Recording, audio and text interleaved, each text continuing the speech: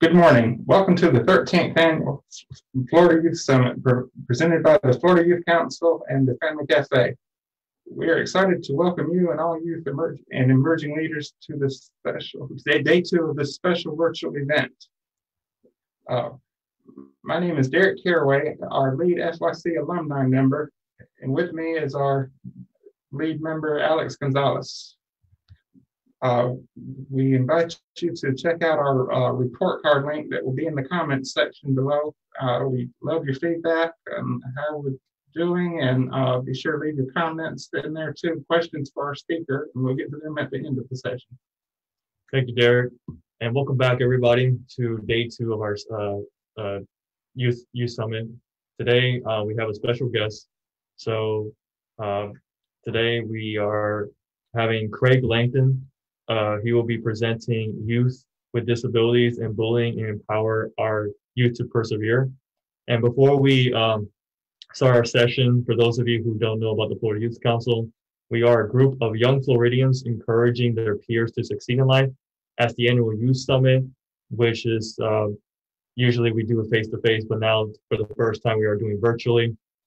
We are encouraging people to advocate for people in the disability community. And just to make sure that for those of you that are here with us on Facebook Live, we appreciate all your support and we thank you all for being here.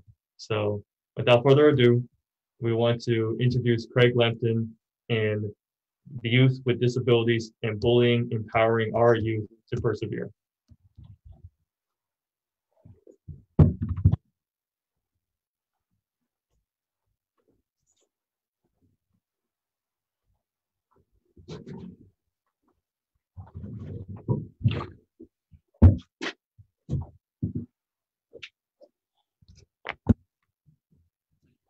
Thank you, Derek and Alex. Good morning, everybody.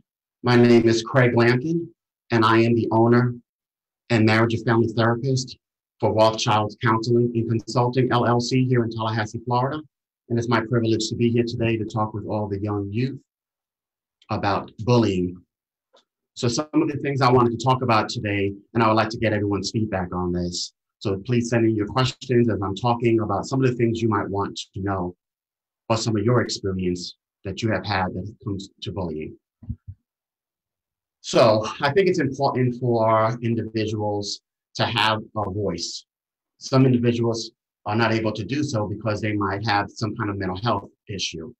So when you have a mental health issue and a developmental delay, dual diagnostics, that's very challenging. So sometimes it's difficult to understand from that person's point of view, whether it is the mental health issue or it's a developmental issue. And then also you have physical attributes. So for example, someone that might have a headache because of the medication they're on, they might behave a certain way.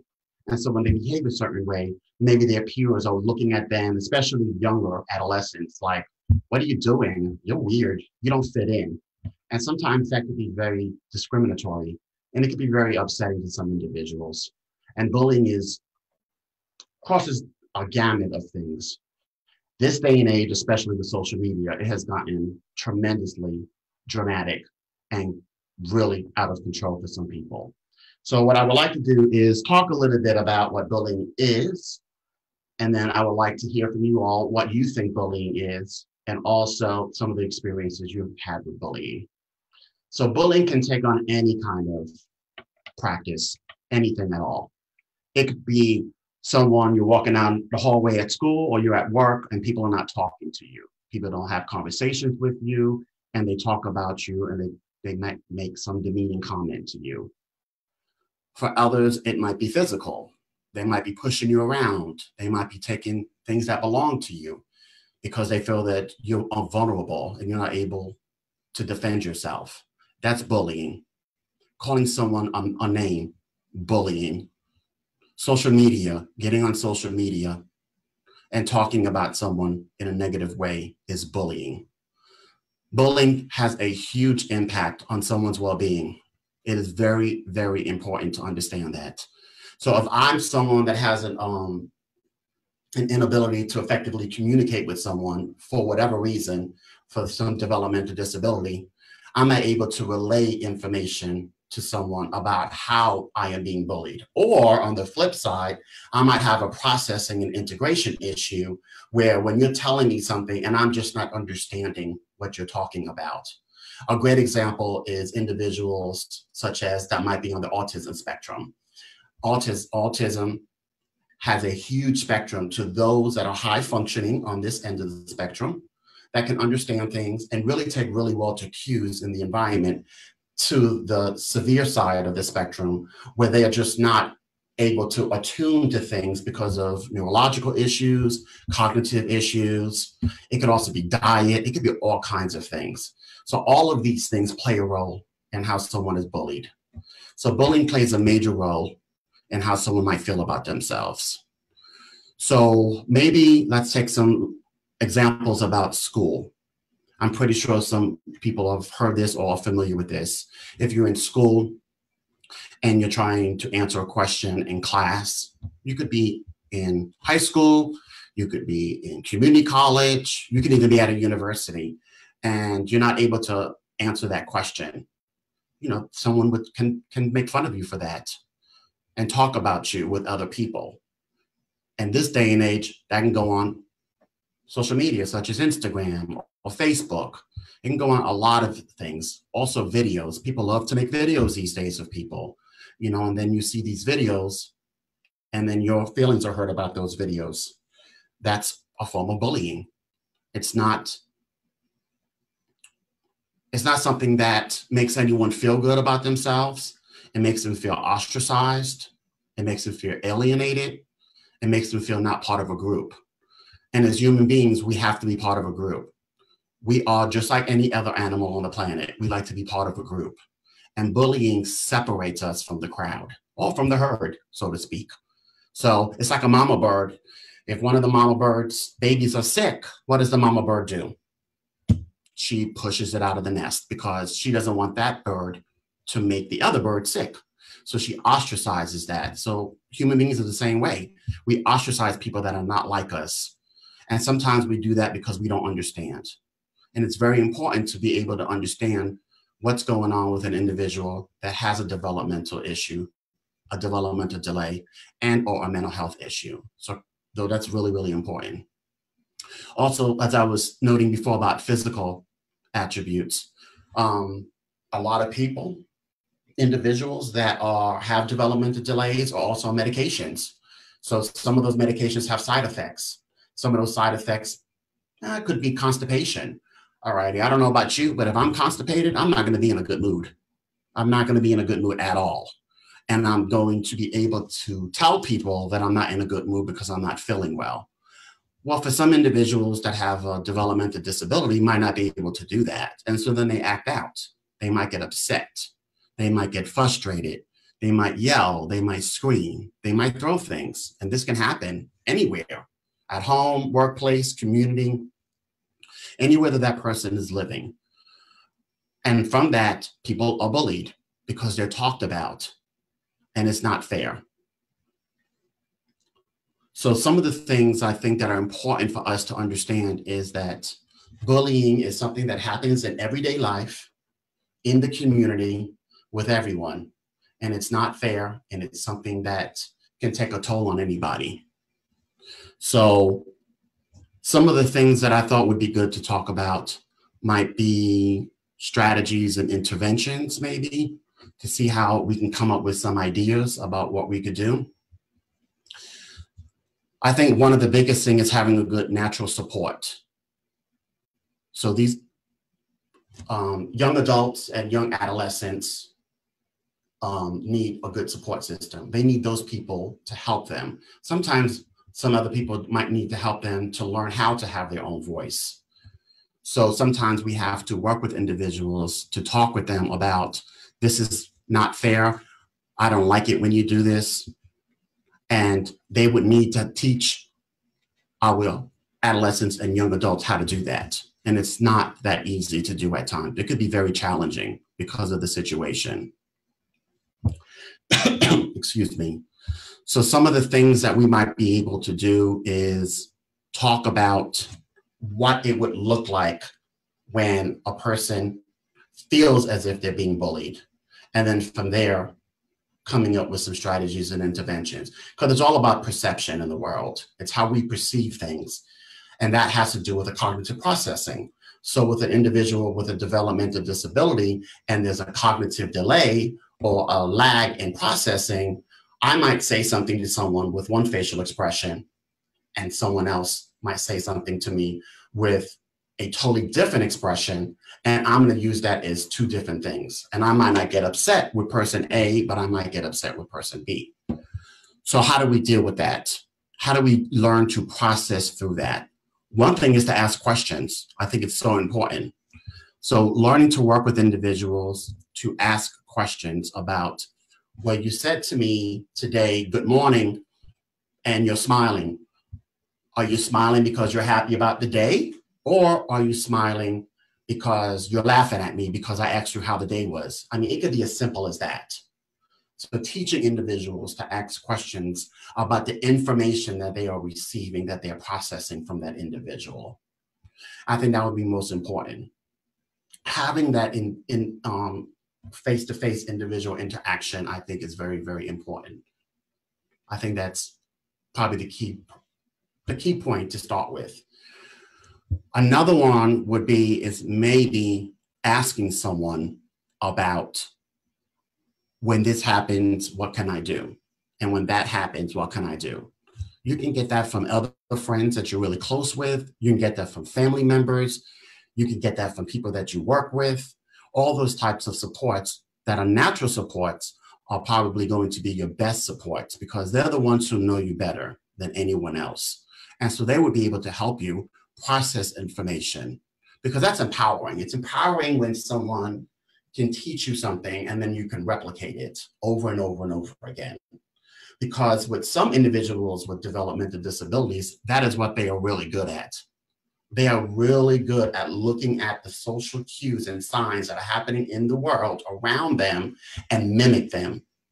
That's what individuals on the spectrum of autism do. They're able to do that. They might not understand what they're doing with that person when they're interacting, but they're just following along those social cues and behaviors because they know it makes them, quote unquote, fit in. So what you want to do is probably help that person to ask more questions rather than fitting in. So that would be the second thing, is learning how to be able to help that person, and also teaching that person to ask for supports from other people. I think that would be very, very important. A third, which is the one I use in almost every single therapy session when it comes to mental health. We can be very intelligent. Some of us, we might not be defined by our intelligence because of our quote unquote IQ, but we have other qualities that we're good at. I always like to use autism because I work with individuals with autism, and I find this to be true, is that with those individuals, they might not have the high IQs, however, they're really good at music and art.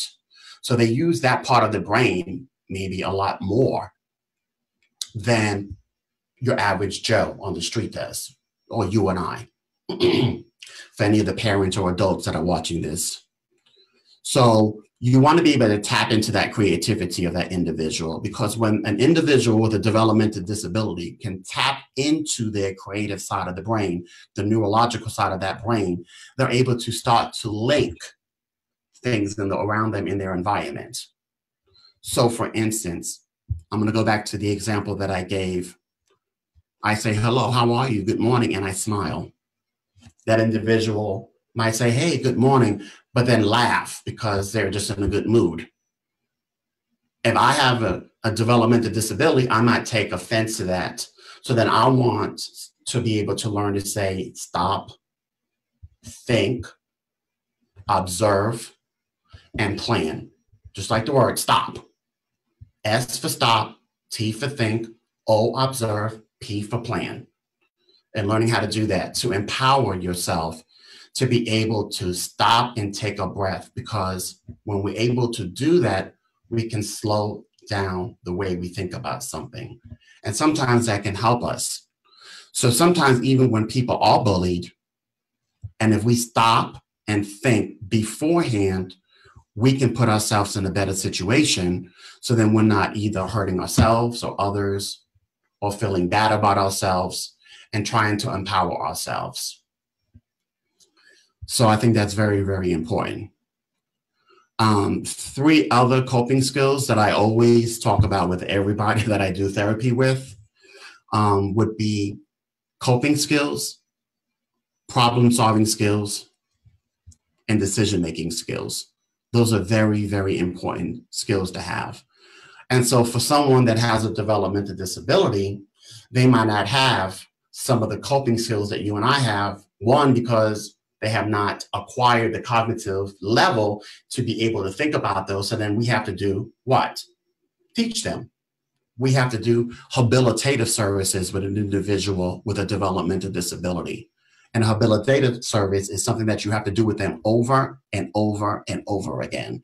And over time, in hopes they're going to get bits and pieces of that information and start to mimic those things. As compared to a mental health, that's a rehabilitative. Rehabilitation meaning is that you've had the skill, you've had an episode in mental health, such as a breakdown because of anxiety, and you lose the skill. 2 different things. So for some individuals, they might have a developmental disability. Then with other individuals, it might be a developmental disability and a mental health issue combined. And of course, there's big research that's done, kind of like what comes first, the chicken or the egg? Is it the developmental disability that comes first and then you have a mental health? And that is what's making that person be the way they are, behave the way they are? Or is it the other way around? And so there's a lot of research on that. And then physical makes a good point on that too. So I think the biggest thing would be to learn how to stop and to try as best as possible to understand someone else's point of view. So then that individual cannot be upset about it. Because who do we have control over? Ourselves. We have no control over anyone else. So I think that's important to note. So I can talk a little bit about coping skills, decision-making skills, and problem-solving skills.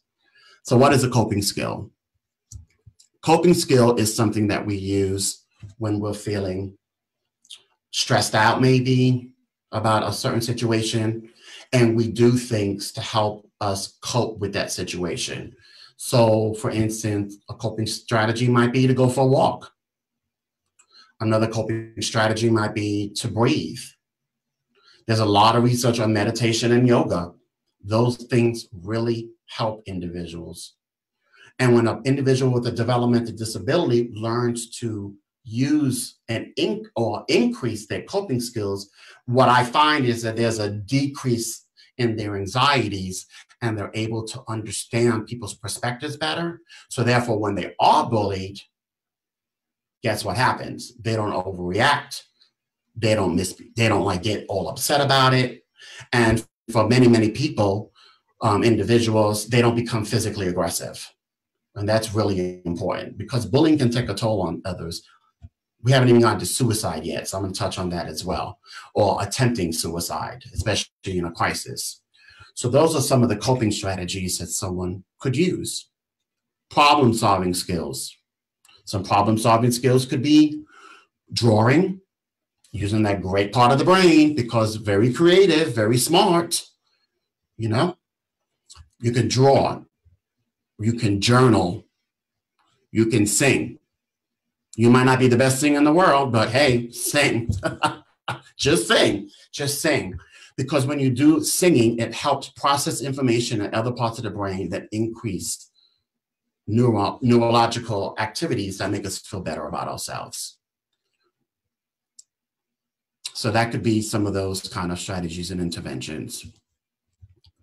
Problem-solving skills, that's the hard one. That's a little challenging for an individual with a developmental disability. Because they have to have, an individual has to be able to wrap their brain around something that they cognitively understand. And that's very challenging sometimes for an individual to do. And this is where I believe natural supports come into play. Friends, family, supports from work, home, environment. So for instance, I'm going to go back to the good morning, how are you, smile. Some individuals might take that to be offensive and think you're mad at me and you're just being fake, and I don't like you, and they start yelling and screaming. That person's support system can teach them through simple strategies, even if you have to do something like, I do this with a lot of individuals. I do the little faces you use with kids, little smiley face, sad face, neutral face, angry face. We've all seen these things in kindergarten. So a lot of the things that we've learned in kindergarten, I use with adults. Because if someone can identify the way someone is behaving with the way the feeling is on that piece of paper, because it's outside of themselves, it's easier for us to be observant and to see things outside of ourselves. Remember, an individual with autism does that very, very well. Then they're able to link things together. That's a really good problem solving. That's very good problem solving. So for our young adults, probably challenging when we go a job interview, and you're going on the job interview and you ask very basic questions. You don't even know, you're not understanding what they're talking about. So how can we work on that? Because that can also be seen as bullying. I could perceive that as being bullied on, and bullying can be detrimental in all aspects of our lives. Because if one incident or situation of bullying happens, then me, with the person with an individual intellectual disability, I'm going to take that one perception and I'm going to use it across the board, because that's just the way my brain works. My brain works that this is the way the world is, and this is what it is across the board. So then we have to learn to teach that person how to go on a job interview. There are wonderful services here in town. I'm pretty sure Family Cafe knows all about them, and other agencies here in town that help individuals with developmental disabilities, sitting down with that individual. I do that all the time. I would sit down with an individual and I would do role playing with them and say, okay, you're going to get a job. Where do you want to work? They might be like, well, I want to work at the airport. Okay, I'm not going to tell them they can't work at the airport. I'm going to tell them, what do you want to do at the airport? Well, I just want to greet people. Okay, so let's pretend that we're going to do a job interview and we're going to do a role play. And then I would do the role play with them and I'll ask them a question. 9 out of 10 times, the individual can't answer those questions. So I'm going to go process with them over those questions. So that's how we would use these things. So I'm giving you examples of coping skills, problem-solving skills, and decision-making skills. So I want to give you those examples of those interventions because they play a major role in how an individual can deal with bullying in the world, because it's going to be there and there's nothing we can do about it. All we could do is provide the best supports we can to those individuals. So I want to go back to being very specific about strategies and interventions for bullying. So say this is a young adolescent and they're in school and they're being bullied because of the way they talk or the way they speak. What do? What does a parent do? How does that parent help them? I kind of touched on this already. Role playing with them, helping them to understand that when this is being said and this facial expression goes with it, remember I said this, what you say, and then the picture with all the pictures that you get from kindergarten, smiley face, angry face, mad face, frustration, all of those, you go over that with them so they can deal with that bullying. And then you help them to do something about it. And you ask them, what can you do? Some people will tell me, well, I'll go talk to the teacher. Great, use your natural supports that are in the environment. You have to do that. You have to help them because it's all about empowerment. I see it over and over again and time again when I work with families, that families do everything for the person. so the person doesn't become on their own individual when they become a young adult.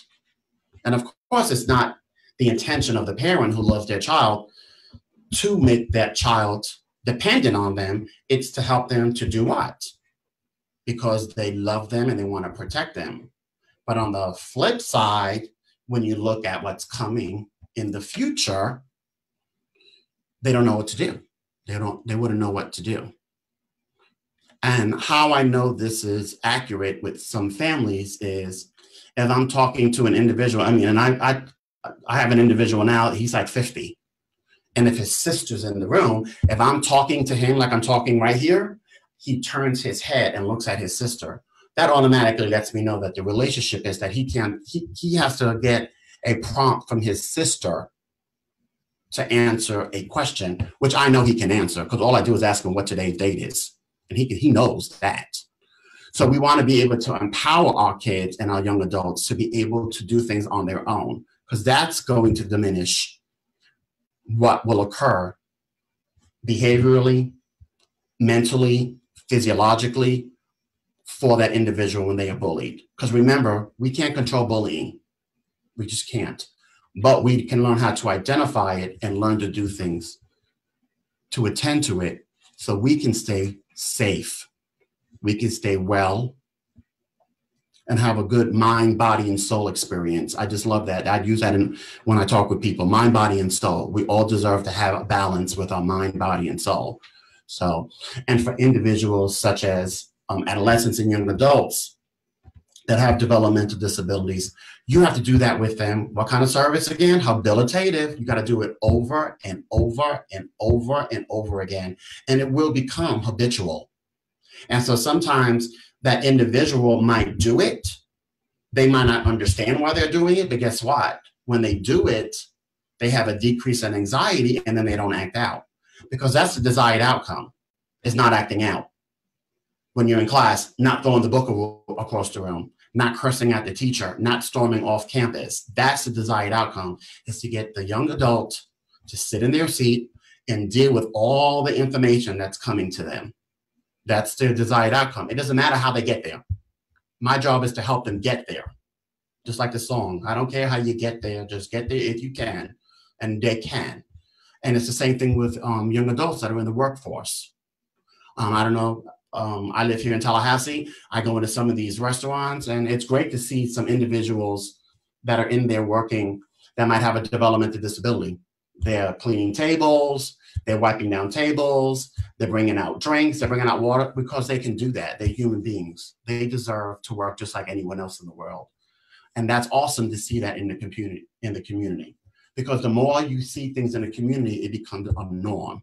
It becomes natural, and it's something that we can all accept.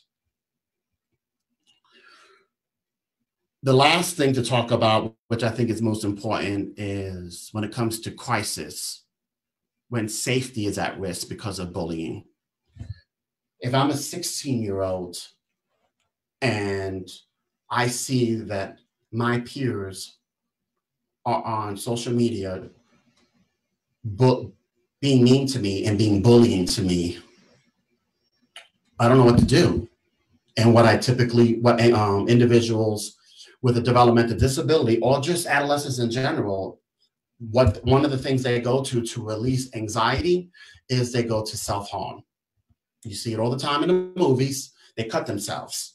Cutting themselves is a natural way to release anxiety. When I talk to many kids, they say when I cut myself, it's like it's coming out of them. It's just the negativity is coming out of them. So that happens in all populations. However, sometimes it can be more severe with an individual with developmental disability, because they might push too hard, and they might cut themselves really deep, or they walk out into traffic, or they run out into traffic. I've also worked with adults that have run out into traffic and have what's called, quote unquote, psychotic episodes, and they start laying in the street in the middle of a highway, rolling around, because they were told something, and instead of that individual helping them process through that bullying situation, they told that other person to be quiet and shut up and follow instructions. No, that's not appropriate. They're having an episode because they're not understanding what you're saying, therefore they can't follow instructions. So I think it's very important for individuals to have a crisis plan and a safety plan. So the crisis plan is going to list out triggers. Triggers would be what makes me go off, you can say, or whatever words you want to use. So one of the things that might make me go off is I go to school, I say good morning to someone, they smile, but then they laugh. Boom, trigger, the laugh. So you want to put that on your crisis plan. What else triggers me? When I say this hello to someone and they don't talk back to me.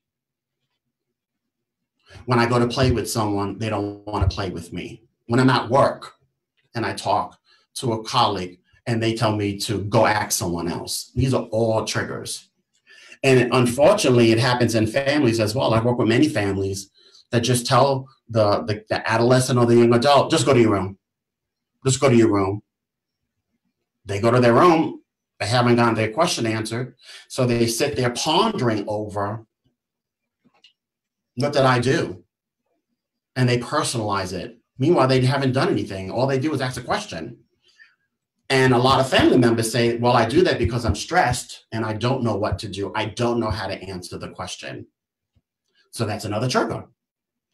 So after the trigger, then you want to list out your coping skills, your problem-solving skills, your decision-making skills. One of the greatest things to do with for individuals that have a developmental disability and or a mental health is visual stimuli. Visuals work amazingly. So for me, what I do with a lot of individuals, I love stickies. I should have stock and stick notes. I really should, because I use them all the time. I use them everywhere, everywhere, everywhere, everywhere. So for instance, I might have them put the word stop. Just write the word stop on a sticky. S-T-O-P. Stick it on their notebook when they're in school, or if they're at work, stick it somewhere where they can see. If this individual is the person who is cleaning McDonald's and is cleaning the table and is cleaning the bathroom, put a sticker that says stop in the mirror. So when they are at work and a customer comes in and is not happy, because it happens all the time, and we want to take our anxiety or frustrations out with someone else, and we bully the individual with a developmental disability, that person can stop doing what they're doing. They can walk to the bathroom. They can look at that sticker, which prompts them to what? Stop. It could be as simple as that. So after you have your crisis plan, you got to look at also suicide rates, because suicide is high. There's a high suicide rate with individuals with developmental disabilities and also mental health. Now, if you have a co-occurring, meaning is you might have a mental health and a developmental disability, it could be even higher, because that's how we deal with stress. Remember, I was talking about the kid who cuts themselves, letting out the anxiety. Sometimes people just get all so upset with themselves that they don't want to do it anymore. I've had thoughts about not killing myself, but of saying, I don't want to do this anymore. So I have to sit and I got to stop and I got to say, I can make it through this. I can do this. And I have to use my cognitive processing to manage my emotions so that I can change my behavior. That's cognitive behavior therapy. Cognitive, change the way I think, feeling, change, which then changes the way I feel, behavior, which then changes my feeling. So that's what a crisis plan does and a safety plan does. It helps you to use those skills so then you stay safe. On a safety plan, you should also have phone numbers, names of friends, names of family, names of teachers. You should have all of that. So anyone that you can think of that could be on that needs to be on that. Phone numbers. This day and age, social media. So Craig.Facebook, that way you can get on social media and talk to people and process things. I've done that with individuals. I've done with individuals that they put on their plan that they go running, they go jogging. A lot of individuals that have that creativity side of them also like to draw. So I'm pretty sure a lot of you out there love to draw or paint or play music. Research shows that those really calm, as they say, calm the savage beast. It really does calm people. It calms them. So when you are calm, in a calm state of mind, you can refocus, and then you can use what? Your strategies, interventions, which you would list all of that I talked about on your safety plan. Remember the coping skills, decision-making skills, and problems. You would list all of that on there, you know? Okay? And you might need to carry that around with you. For some individuals, if you don't like paper like this, you know, some people don't like paper. I talk to some kids and they're like, what's paper? I don't even know, what does paper look like? You know, they're so used to doing everything on their phone. Fine. Write your safety plan on your phone. Write your crisis intervention plan on your phone. Write your suicide plan on your phone. Just write it in there. Doesn't have to be perfect. We're not looking for spelling. We're not looking for anything like that. It's what you can do as long as you understand it. And that plan needs to be reviewed with you with a support, a friend, family, someone you work with, someone that you feel safe with.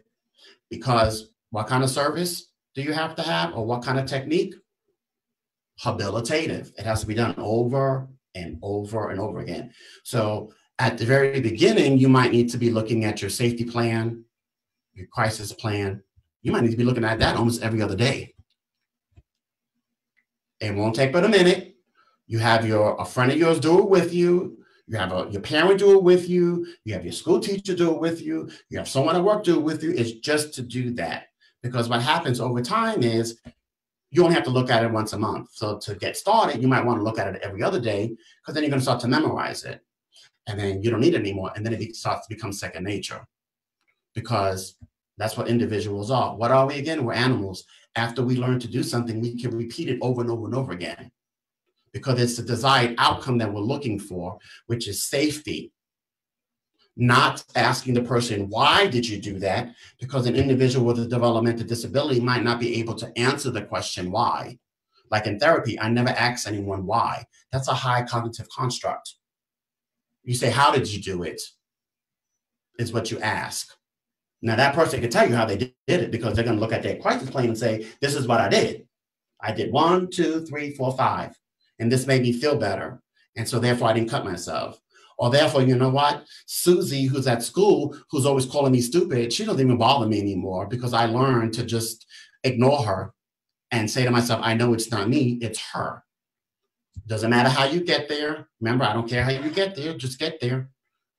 The bottom line outcome is safety and feeling good about yourself. And that is when you have a balance of mind, body, and soul.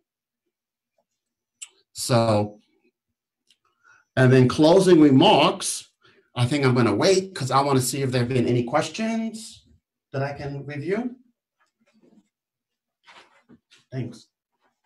All right. I got some questions here.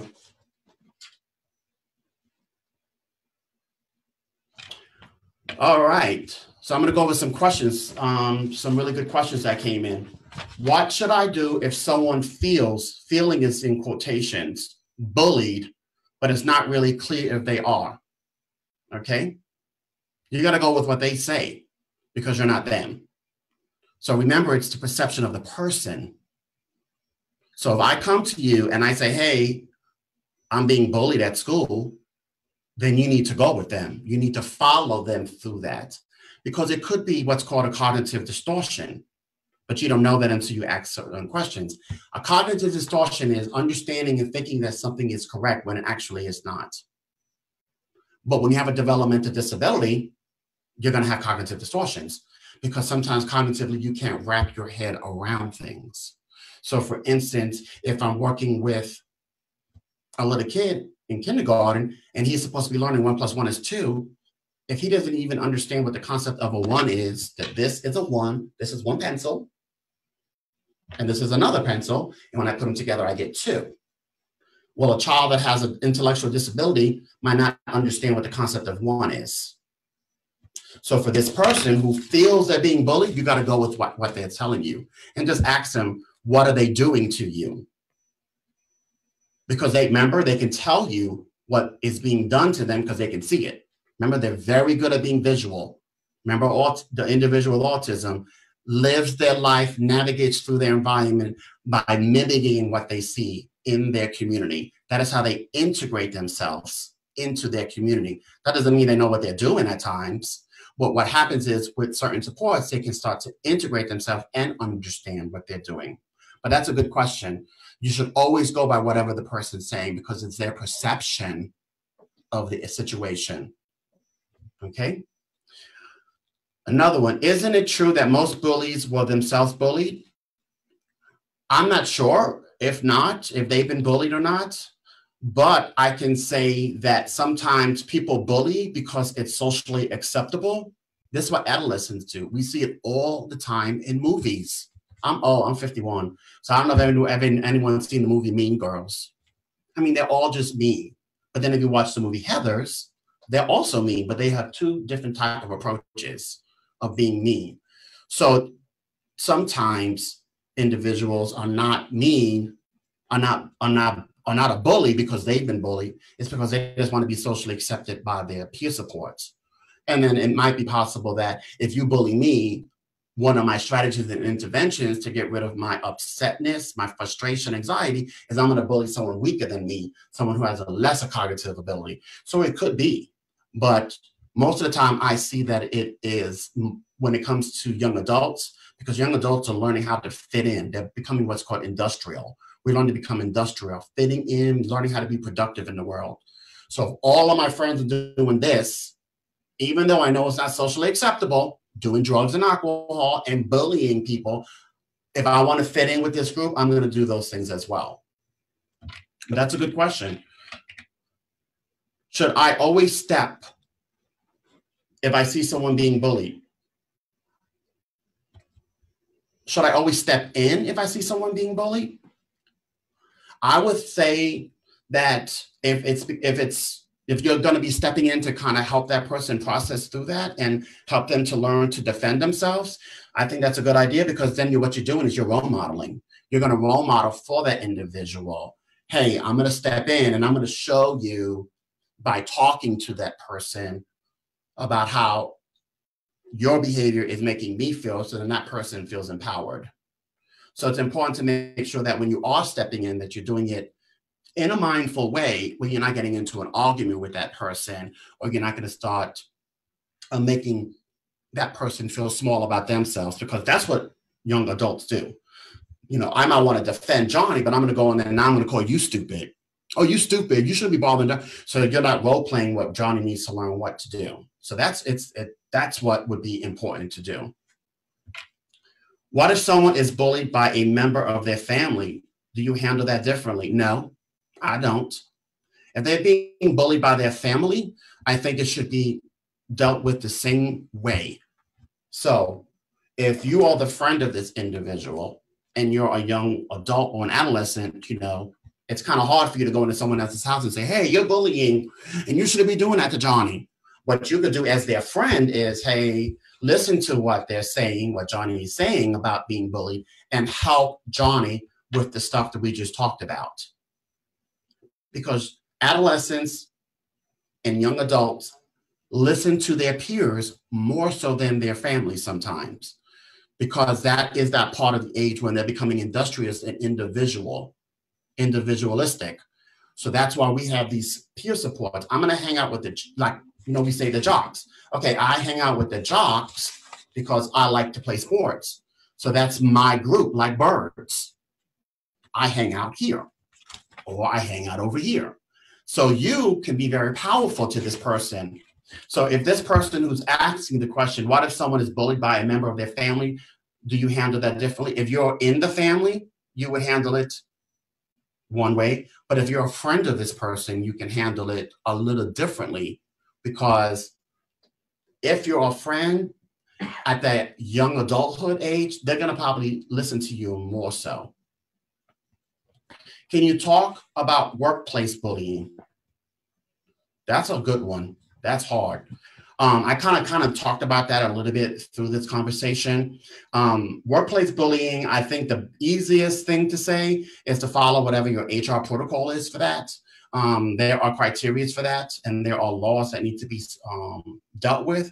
So go into your HR and talking with them. But of course, you know, we always talk about conflict resolution, which is something we all need to learn to do. And so talking to the person that you're having the problem with should be first. If you don't feel comfortable doing that, then what should you do?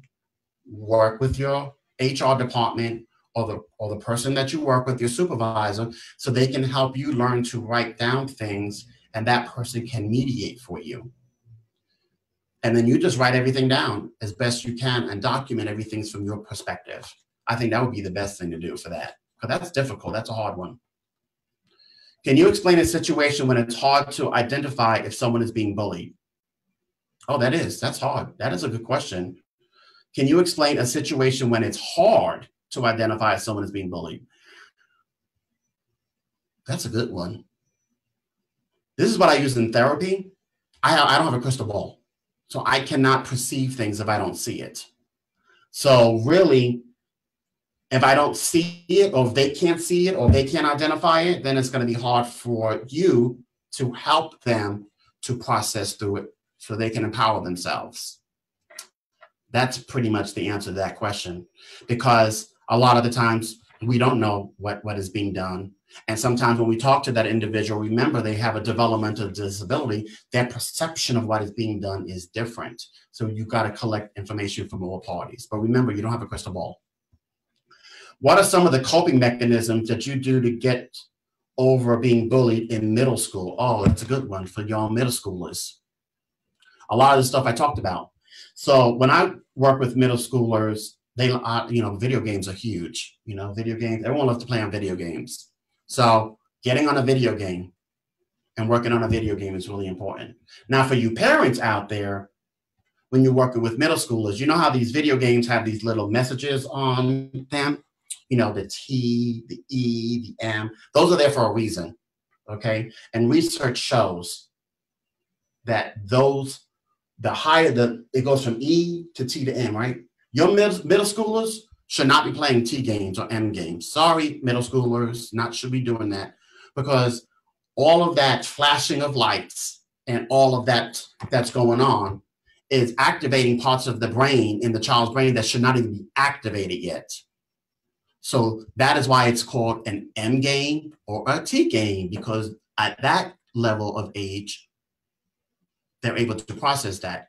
I don't even think an 18-year-old, to be honest, I don't think a T should be played with until you're 21, because an individual, or just a normal developing, typical, I should say, not normal, typical developing individual, girls are going to love this. Boys are always 2 years behind.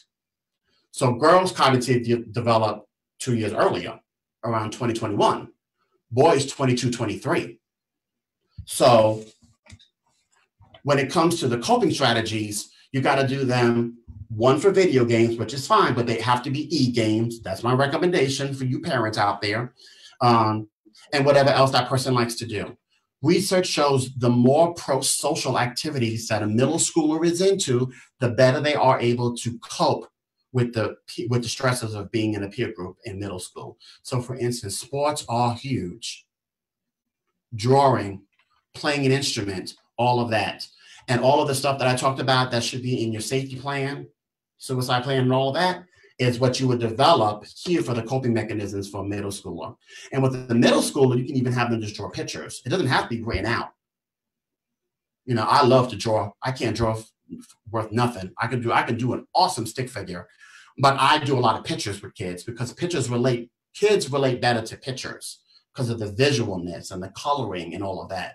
So you can actually develop a safety plan with pictures. It's very easy to do. And you always let the kid lead. What I like to say, it's not the end product, it's the process. So with the middle schooler, let them come up with any ideas they want to, draw it out. If they want to say, one of the things I cope with when I'm upset when someone bullies me is I play video games.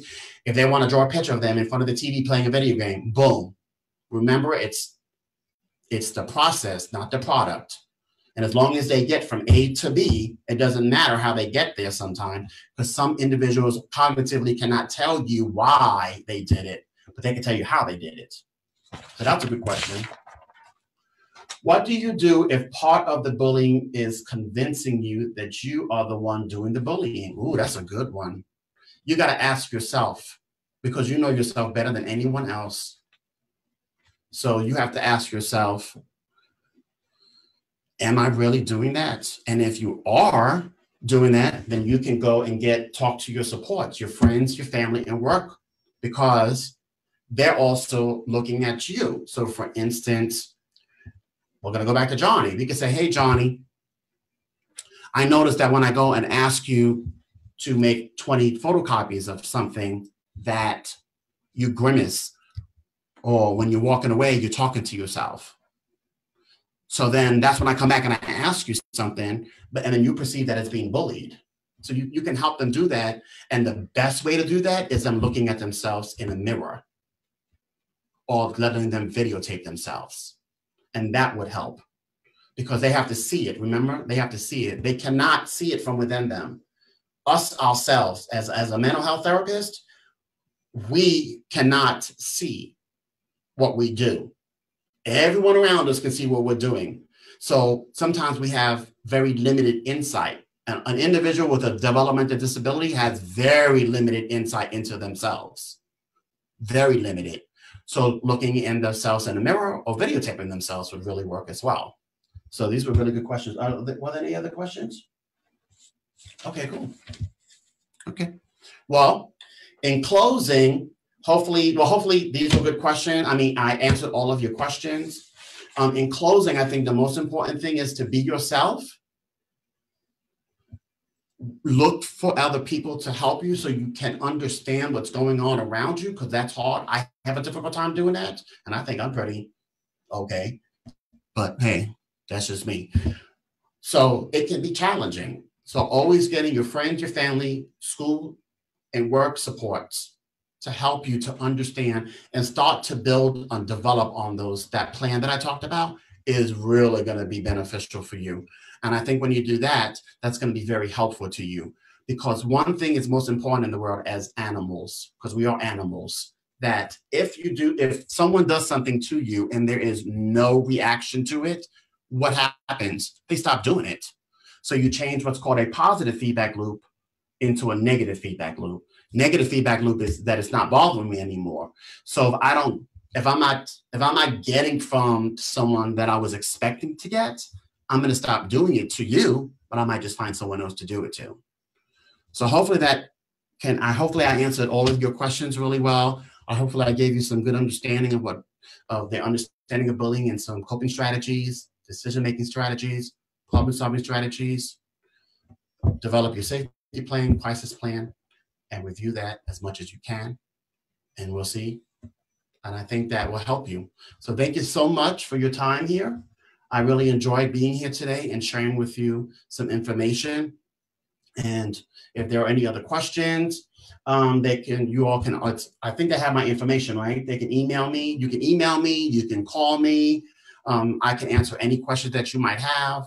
I'm actually in the same building with Family Cafe. So come on down, come see us, and I'm here.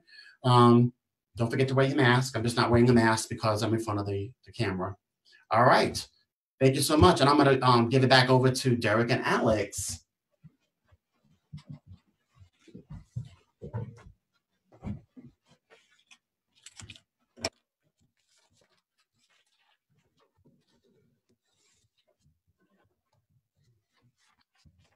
Thanks, Craig.